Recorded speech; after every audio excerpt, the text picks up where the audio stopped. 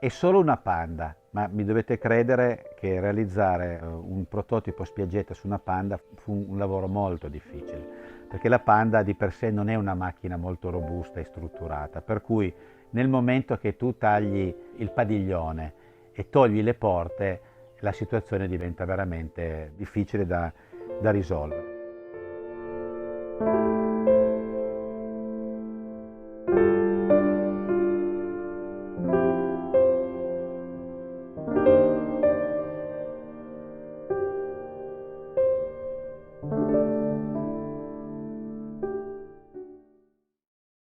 Panda destriero in realtà non nasce come Panda destriero, ma si chiamava Panda Mirage. Infatti nel 1991, anche reduci da un viaggio a Las Vegas che era stato inaugurato l'albergo Mirage, eccetera, io e mia moglie Maria Paola, entusiasti di tutto ciò, volevamo fare una one-off sulla Panda per farci una macchina da mare, come erano chiamate le spiaggette, come c'era già la 500 e la 600 Jolly della Fiat.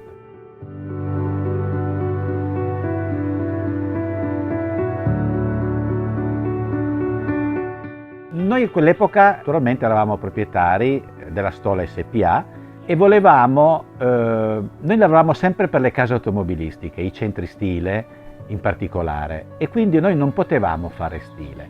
Per cui facemmo capire ai nostri clienti che avevamo piacere di fare una nostra macchina, ma non per dimostrare chissà che cosa, volevamo solo dimostrare la nostra capacità nel realizzare gli oggetti. Infatti per lo stile ci rivolgemmo ad Aldo Garnero, un designer conosciuto nell'ambito dell'Iveco in quel momento, ma precedentemente con la Lancia aveva collaborato nei lavori di realizzazione della Lancia Beta HPE.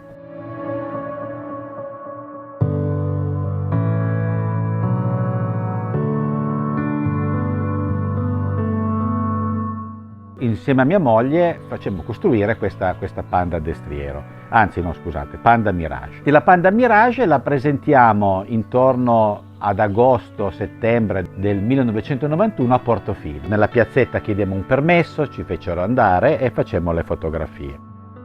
Naturalmente queste fotografie ce le tenemmo per noi e dovevamo a chiedere una sorta di autorizzazione alla Fiat, insomma qualche cosa dovevamo pur dirgli. Quindi mi recai dall'ingegner Cantarella, all'epoca l'amministratore delegato della Fiat. Sia con la macchina che con le fotografie, fu molto sorpreso di vedere questa macchina, l'apprezzò tantissimo, però ci disse: per ora non presentatela, tenetela lì che abbiamo un progetto in testa che poi ve ne parleremo. Io a un certo punto, potevamo essere contenti e no, perché ci diceva di stare fermi, che avrebbero avuto un'idea, per cui non sapevamo neanche quando sarebbe arrivata e se sarebbe arrivata questa idea.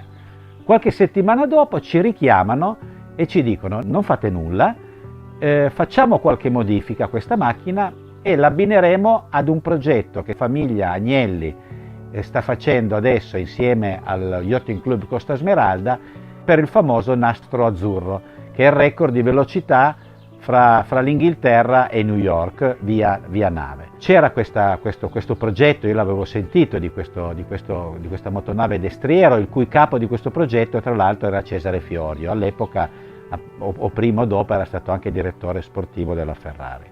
Morale, ci chiesero però alcune modifiche.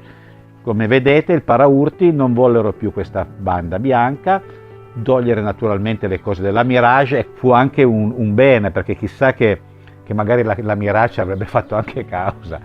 Comunque ad un certo punto il colore non cambiò, naturalmente le strisce del Mirage anche qui cambiarono tutte e divenne Panda destriero, con tanto di logo che potete vedere poi direttamente sul prototipo.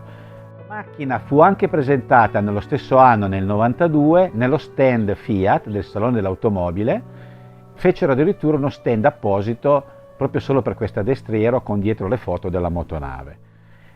Dopodiché la macchina andò in Sardegna, fece insomma le foto di rito che doveva fare vicino alla motonave. In teoria il progetto era finito così, se non che la Fiat a un certo punto da parte del centro stile ci venne la richiesta di farne una seconda. Questa seconda era destinata all'avvocato Agnelli, che era uno molto appassionato di macchine spiaggette. Infatti lui aveva delle foto bellissime degli anni 50-60, insieme anche ad Onassis ed altri, insomma la dolce vita di un tempo. Solo che all'avvocato Agnelli vollero fare una sorpresa, non vogliono dire nulla. Cioè Agnelli ovviamente aveva visto questa macchina in Sardegna, però nessuno gli disse che volevano farle un regalo, per cui ce ne commissionarono una gemella, uguale, identica, con gli stessi colori, con lo stesso tutto, eccetera, eccetera. Gli regalarono questa macchina e dopo una settimana la macchina ci tornò indietro dicendogli che lui la voleva diversa come colori.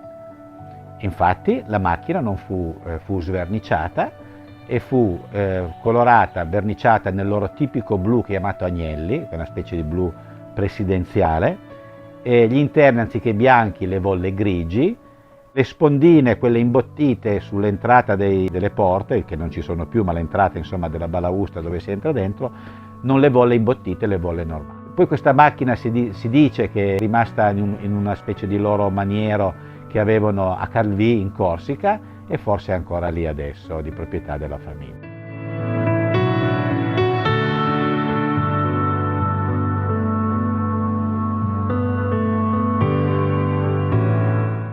Una delle caratteristiche di questa macchina è che è perfettamente omologata col nulla osta della Fiat ed non è una cosa da poco per una macchina così strana.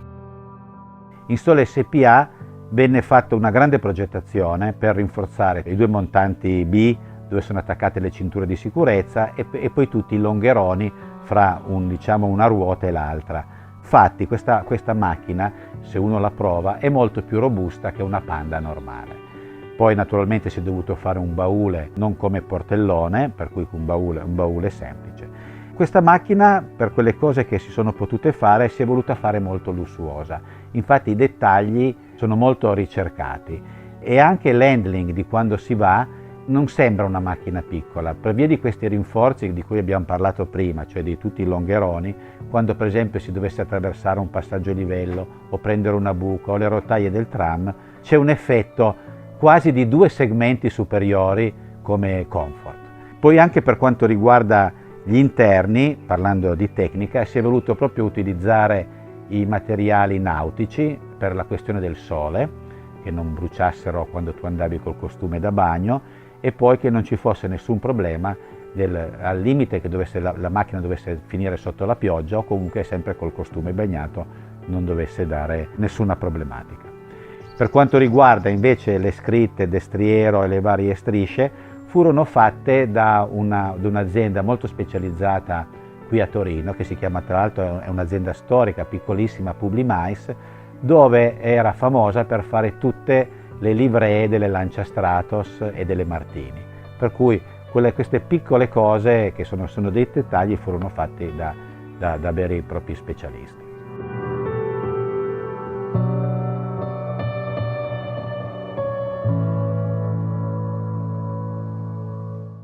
Prima di fare questa macchina esaminammo anche altre soluzioni. Ricordiamo che stiamo parlando del 91 e avevamo già in mente di farla elettrica, perché la Fiat faceva anche una versione elettrica, naturalmente aveva pochissima autonomia, intorno agli 80 km, 100 km. Ho piacere di raccontare anche il nome a noi molto caro, che la chiamammo VAT. Il mondo elettrico dell'epoca non aveva nulla a che fare con questo mondo, per cui la facciamo normalmente a benzina.